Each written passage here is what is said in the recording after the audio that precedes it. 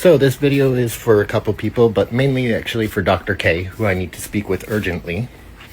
Why? Because methamphetamine is actually the proper treatment for those with ADHD. I've got several videos that I've posted on it, but I'll give you a rundown of why it's the proper medication. See, with the current one, there's actually a chemical hook at the end, if you look at the chemical structure, which is why it's called a hook. Gets you hooked on it. Now, there's some individuals who have lived underground for many a time, like going back to like Civil War. Their bodies do not produce norepinephrine, serotonin, or dopamine because of lack of sunlight for generations. Their body never will and never does produce this naturally. Therefore, they need something to produce it, aka amphetamine. Now, the thing that the smoking methamphetamine, or amphetamine rather, because it's the same thing and it's never technically methylated. So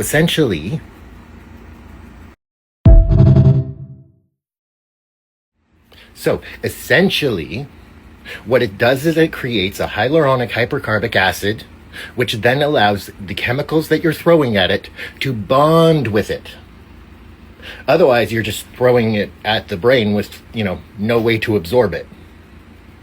So, smoking it, and it's a combination of actually, so what creates that hyaluronic hypercarbic acid is actually the fumes from the methyl butane. That's like the only methyl thing about it, actually. The methyl butane and the carbon and the hydrogen atoms that it does in extra, but it does something very interesting actually at the front of the chemical. And this is actually super key. It oxidizes it at the front. Amphetamine actually has H3O3 at the front of it. And it also, when you then give it to somebody who doesn't produce those chemicals, their body then drops into homeostasis. For instance, so I mapped out the job to be done for ADHD individuals, right? So I said, okay, if I were designing a drug that I needed, to be for this use, what would it look like? So then I mapped it out. First thing I need is dopamine. Okay, there's the chemical structure of dopamine. Then I need the serotonin. Okay, there's my serotonin. Okay, what's the last drug that they're missing? Norepinephrine. Okay, there it is. Oh my gosh, look at this, right? From there, all of a sudden, when you put them together, this is what you get. I call it Tristab, actually. Trithyroid stabilizer. Because that's what you're doing. They're stabilizing. That's exactly what you're doing. You're stabilizing their mood, actually, by giving them the proper medication. Now, this creates the hyaluronic hypercarbic acid. Now, our bodies are predispositioned to be trihypercarbic, actually, as per the book, actually, that I've got here, which is the Physiological NMR Spectroscopy, actually, which then ties into diabetes research. And if you wish to see this, there's a link to my iCloud on my account. Just go into there and then go into medical research, actually. I've put everything online, including the child sexual investigation, as well as the Epstein list, the full 286 pages of it, actually. So my Instagram and my Twitter, or not Twitter, but my Threads account is barefoot_buck, same as here. And you can find everything in that folder. So this here is actually what made me go and figure out that it was hyaluronic acid that we got. So this is the effects of halothane on isoflurane and cerebral metabolic changes during hypercarbia. So this actually was what inspired me to go, okay, well, this is actually, it's actually an acid that we get. That's the chemical bonding agent. Now, people will compare it to other things, but in this case, this is what allows your brain to receive the chemicals and bond in your brain. Otherwise, it's just bouncing off the brain and you're creating expensive urine. That's essentially kind of what it does, and it fucks you up more. But the hypercarbia actually comes from the talking about the hepatic metabolisms.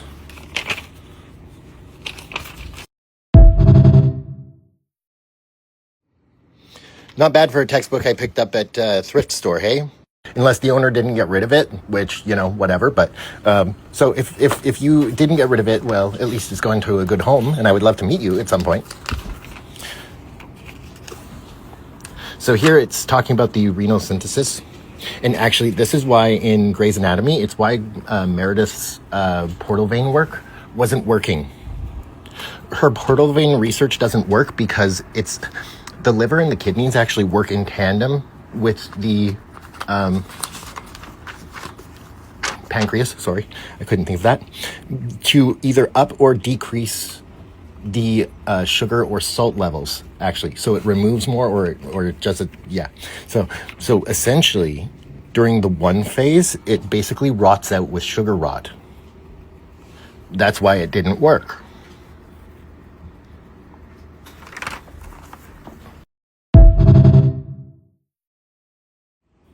So that's where it came from. Now, if we're looking at, the whole as a hepatic mechanism, now this is where the now hypothesis that actually is like definite for sure. This is my second one. So this now is talking all about the sugar systems, right? So I realized in a cold environment, the human body, because it likes homeostasis, aka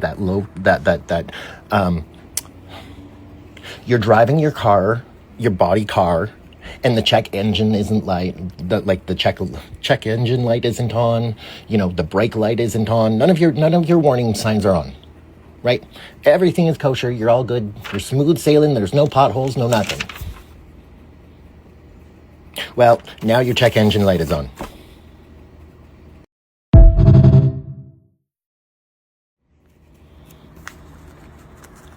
So, what happens to our First Nations friends? Not just hooked on firewater pieces of shit women.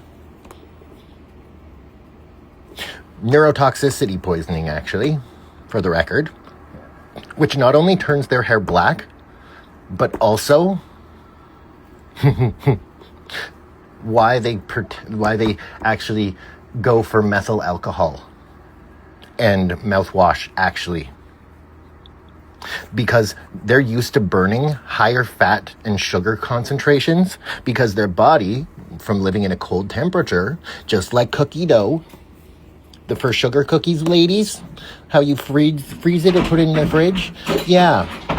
Because of that fact, when living in cold temperatures, their body stores it as high fructose corn syrup, essentially, so that they don't gain a lot of weight.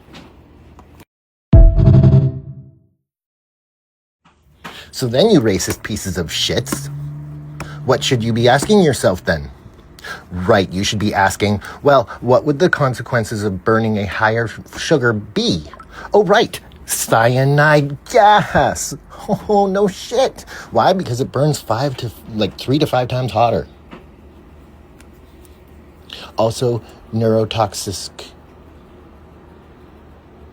Yeah, it's a neurotoxin, which might make them act a little bit different than you. Not just hooked on firewater or this or that or the next thing. You stupid fucking moronic church ass fucks.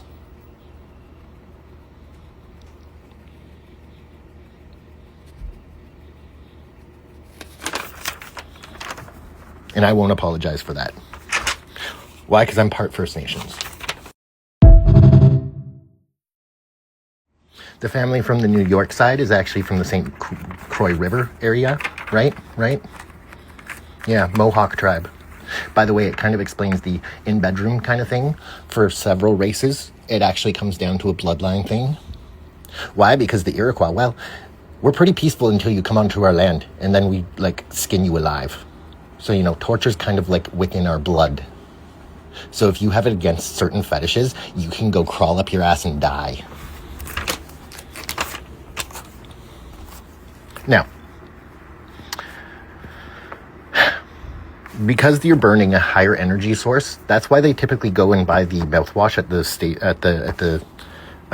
the stores instead of drinking regular alcohol in many cases, because their body is used to having a higher energy source that burns hotter, and it also gives the credit to the statement of warm-blooded or hot-blooded, actually, and those are the individuals who get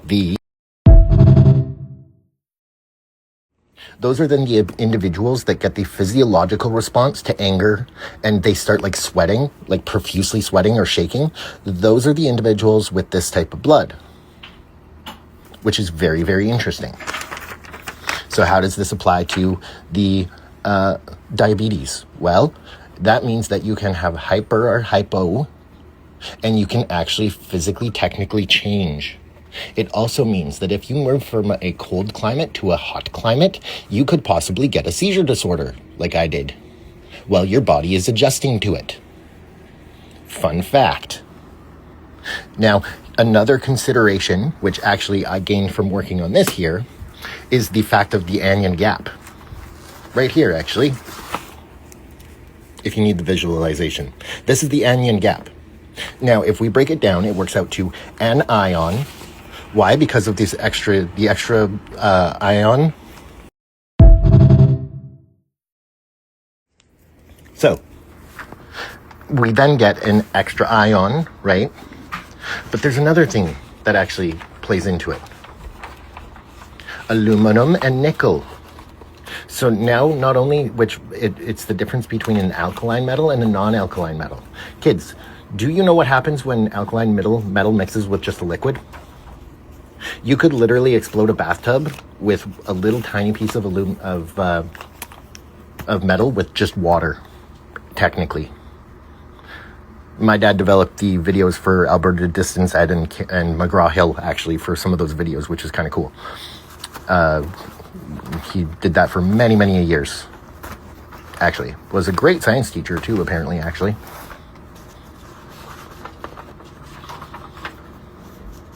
There it is.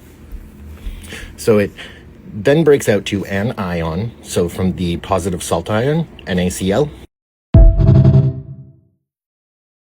Sodium chloride has the extra salt ion, right? NaCl. So now we've got in here, that's what fills in the anion gap. Now this gap here can be filled with a couple of different things. So if I broke it out, it also came down to nickel, which is a switch hitter. It can be an alkaline metal or a non-alkaline. So now you've got that one, and then you've also got AlNO, so aluminum nitrous oxide, or nickel nitrous oxide. So whether you're this or this will make it a type 1 or a type 2, essentially. But now we've got AB, which is hypo, hyper, right? So this is going to be whether you grew up warm-blooded, or this is going to be hot-blooded. Sorry, cold-blooded.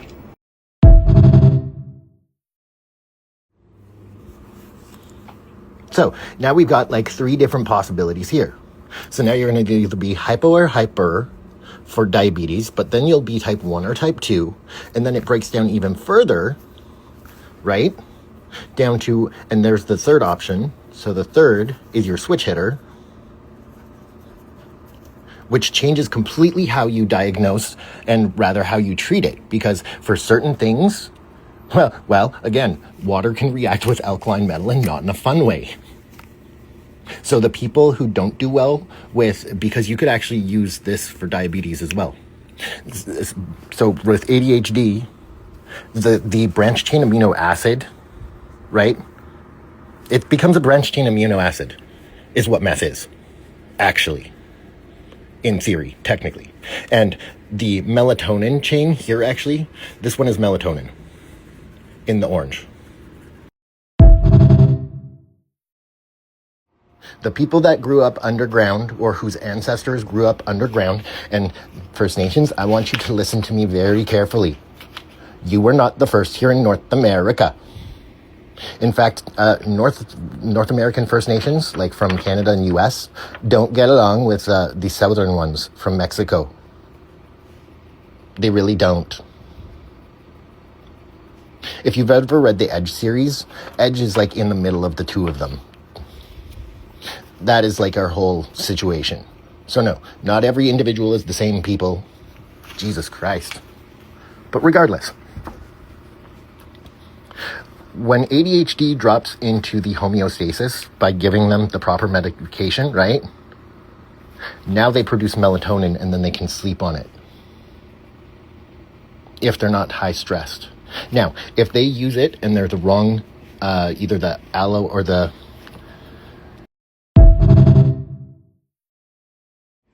So now if they're alkaline or non-alkaline, that's going to be what side effects they get from using amphetamine. Somebody has been pairing with me who is a aluminum, actually, instead of nitrous oxide,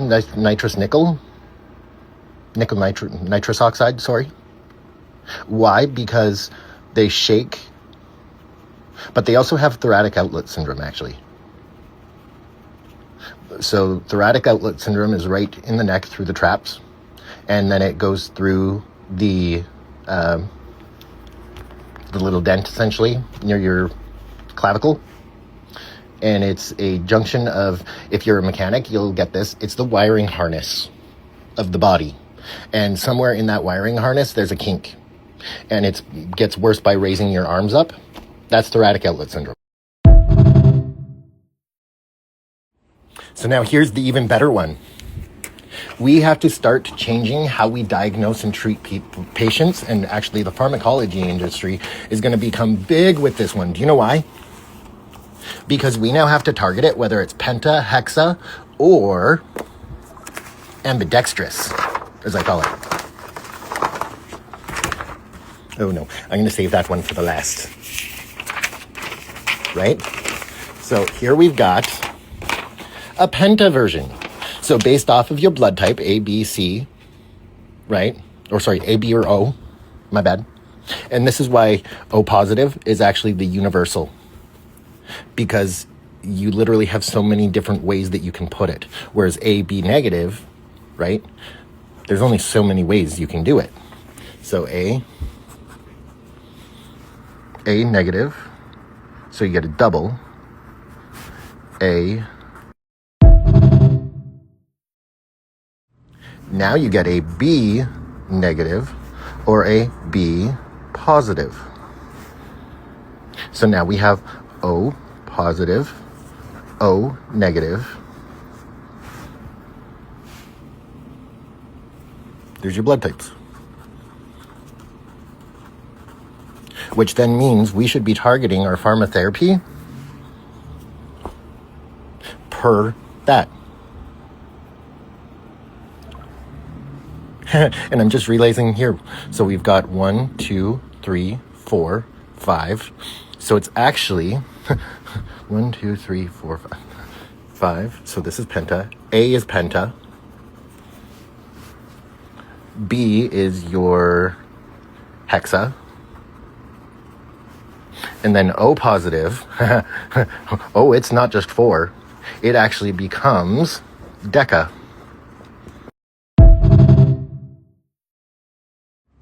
So this now, actually, so there's your deck penta, right? Here's the regular one that we've been working off of, which is this one here.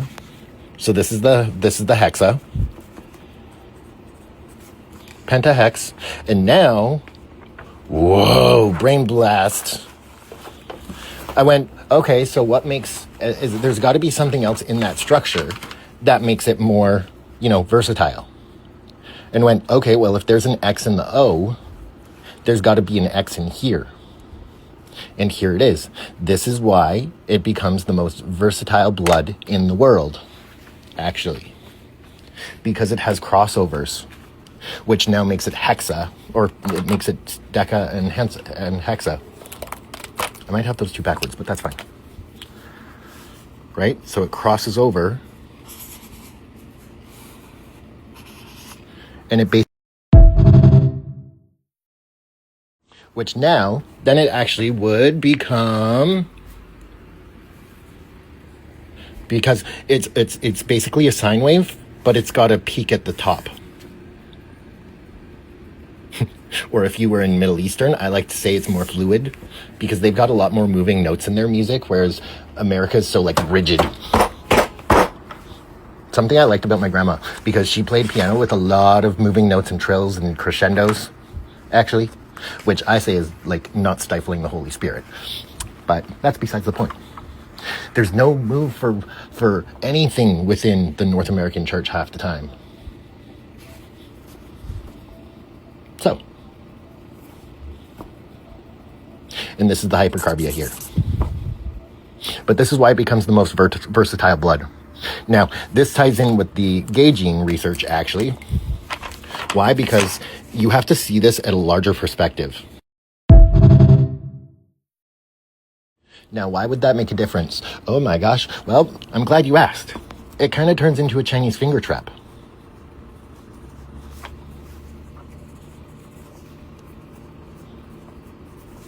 For both gay males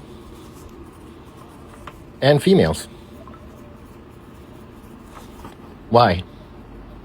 You got to zoom out big picture. Because they both create a triple helix. DNA-wise. 3 X's.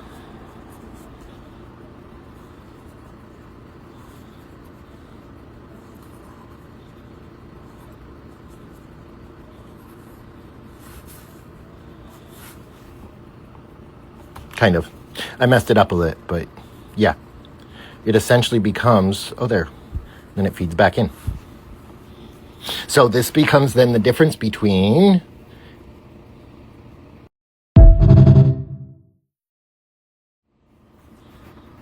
what does this do now? Think about the flat earthers. They're not completely wrong. Remember, intention matters. It's actually one of the first things that you learn in massage or fascial stretch therapy or any type of traditional Chinese medicine, actually, is that your thoughts and your intentions with your clients matter. Same thing with doctors, too, actually. Bedside manner is half the thing. By the way, Grey's Anatomy, most of your patients can feel and hear what you're saying on the table. Shitholes. I'd fix that if I were you. Why? Because I was on the table with one of your patients by accident. And I could feel every fucking thing that you were doing him on my diagnosis, if I might add. You shithole interns. Which one of you is taking my work? How are you going to diagnose anything when you don't have AI in your pocket, shitfuck?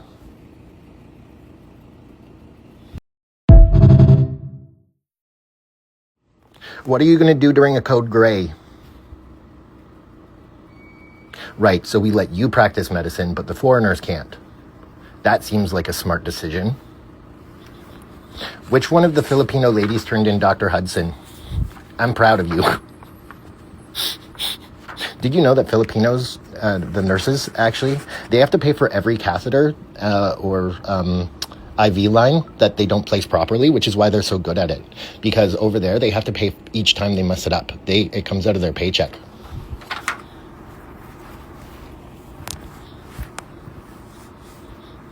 This takes us from a 2D society to a 3D.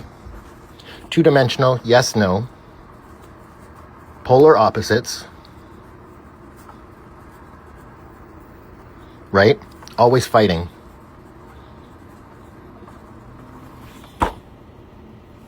Three-dimensional, which I would argue is unbiblical. Why? Because of the Godhead 3 in 1. Which, funny enough, becomes the SZ. Double S in German. Which I call the quantum leap. And why the Hadron Collider is a bad thing, because they don't have a spark gap. Actually, the stop gap, which is where you have the electric power. With that, you become a direct current, which is actually a bad thing for some of us. But regardless, let's go back to the 3D. Let's go back to the 3D living. So, 3D living. Godhead 3 in 1. Well, let's go down to some decision-making process and some logic here. Two-dimensional is yes, no, A, B, heaven, hell.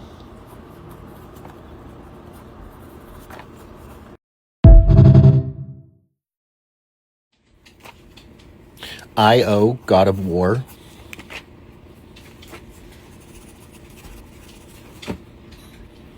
Io is the god of war, so the fact that you put it on the back of our phones, really not impressed with that.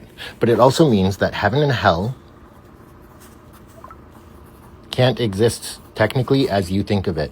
Why? Because Father, Son, Holy Ghost. The Holy Ghost is like the glue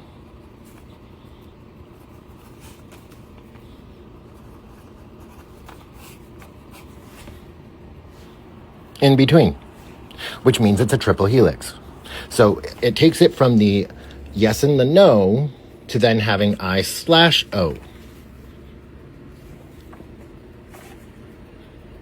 which then kind of becomes a refraction point and in the Jesus fish.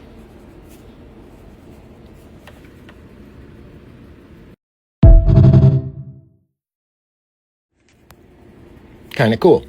So right here is basically a refraction point, which is funny because it looks like one of the electrons. It's both a science class and a Sunday school in this case, Richard, eh? Bianca? Sin. That's funny. But see how that happens now? So I always like to say, and this is because of just how I grew up, is that we need the dimmer switch. Jesus came to be the dimmer switch, essentially. Why? Because on and off is always war. So in binary code, now we're talking about 101 or 1001 because it's usually a palindrome. So now we become non-binary.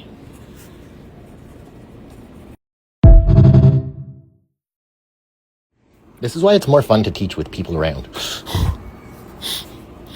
So okay, so we've got X, X, X, X, X, X, and then XY. And then we have, oh, no, actually it's different. This one is more complicated than I thought, actually. It becomes Y, Y, or sorry, Y, and then Y, Y, Y, Y, Y, or Y, Y, Y. No, I've got too many.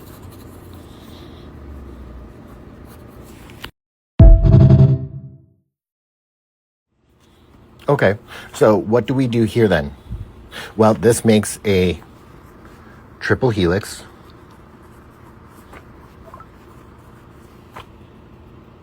Right? So this is why I think some cultures hate us, because they think, oh, closer to God. Right? So this here actually is then kind of the breakout. So if you're looking at a triple helix, if you're looking at DNA, Y would be an outside. An outside and an outside, which is why we have an X and a Y. The X goes in the middle, and then the Y is on the outside. And that creates, right? That creates your DNA swirl pattern, is the X with the Y. And it closes it off on the outside. So now, and by the way, we're all mutants. I just want to say that. Did you grow up on Earth? Yes?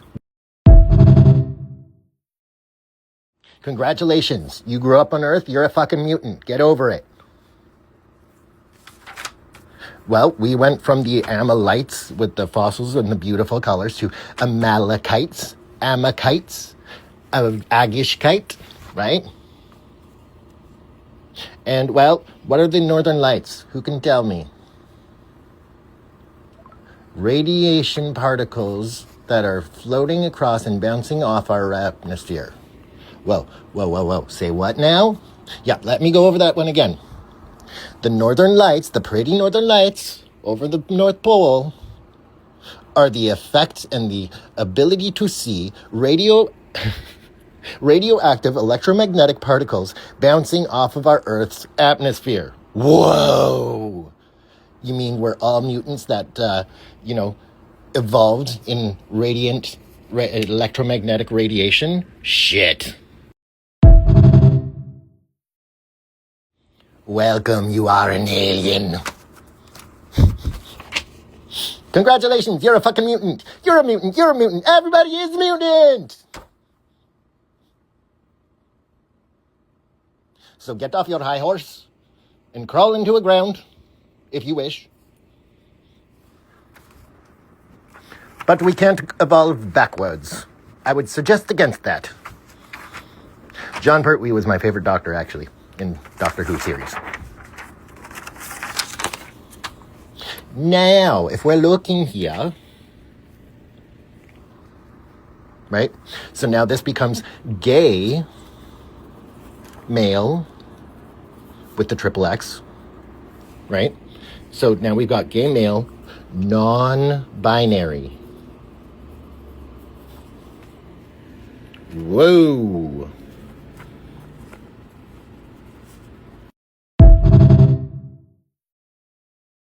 So, now when we start breaking it down by each one, now if you're a Star Trek fan, you'll probably get it. So in binary code, and this is actually going to involve like some AI as well, actually. So now, and that's one of the problems with AIDA, is that it only technically knows on and off, a yes or a no. And that's the difference between human intelligence so far and not human intelligence, is the ability to add the human emotion into a decision-making factor, right? So let's continue with the XO. So we've got XXX. So if we're talking in binary code, right? So binards in Star Trek can't live without each other. They need the 1, 0, the 0, 1. And they're actually Siamese twins in the Star Trek. Separating them would be deathly. They actually die in the Star Trek series. They actually die if they get separated from their partner. So this becomes then gay non-binary.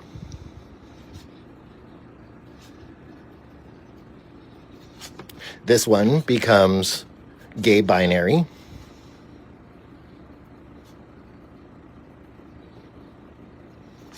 Then we've got seemingly gay, I'm pretty sure. Or actually, don't know. This one I got to figure out here, actually. And then we've got XY, which is where you get one from each of your parent, which would actually, XY makes you bisexual, I think. Oh my God, I just proved straight isn't a thing. Because you can't have just one singular. Holy shit.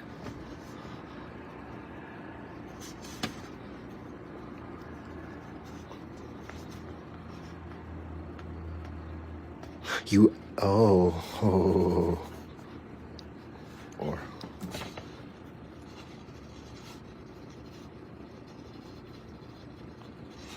you're never going to have just a single gene on its own. Holy mother of shit. I think this is XXY, and then on the other side it's YYX.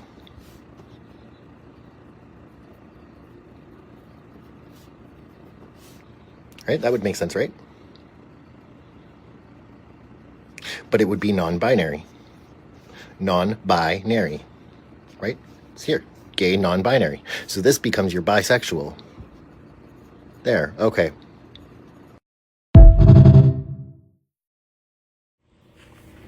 That's exactly what you're doing. You're stabilizing their mood, actually, by giving them the proper medication.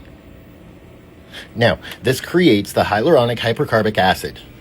Now, our bodies are predispositioned to be trihypercarbic, actually, as per the book, actually, that I've got here, which is the physiological NMR spectroscopy, actually, which then ties into diabetes research. And if you wish to see this, there's a link to my iCloud on my account. Just go into there and then go into medical research, actually. I've put everything online, including the child sexual investigation, as well as the Epstein list, the full 286 pages of it, actually. So my Instagram and my Twitter, or not Twitter, but my Threads account is barefoot_buck, same as here. And you can find everything in that folder.